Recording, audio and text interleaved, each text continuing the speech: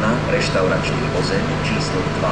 Voze druhej triedy so službou pojazdná úzkuze Batožín s povinnou rezerváciou miest pre bicykle číslo 3 a 4. Voze druhej triedy pre cestujúcich s deťmi so zdvíhacou plošinou na prípravu a so službou pojazdná úzkuze Batožín s povinnou rezerváciou.